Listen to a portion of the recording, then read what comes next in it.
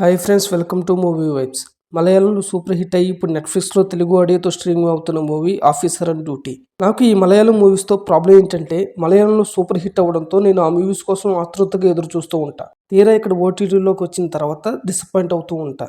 Kishkindha Kanda, Marco, రేఖా చిత్రం, ఇప్పుడు officer and duty. Boban నటించిన ఈ ఆఫీసర్ అండ్ డ్యూటీ మూవీ చూశాక పర్లేదు, ఒకసారి ట్రై చేయొచ్చు అనిపించింది.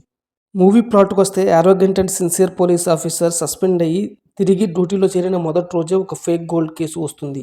ఆ కేసు ఇన్వెస్టిగేషన్ స్టార్ట్ చేశాక హీరోకి ఫేక్ గోల్డ్‌కి కొన్ని సూసైడ్ కేసుకి రిలేషన్ ఉందని, దీని వెనుక ఒక గ్యాంగ్ ఉందని తెలుస్తుంది. మరి ఈ కేసుని ఎలా సాల్వ్ చేశాడనేదే కథ.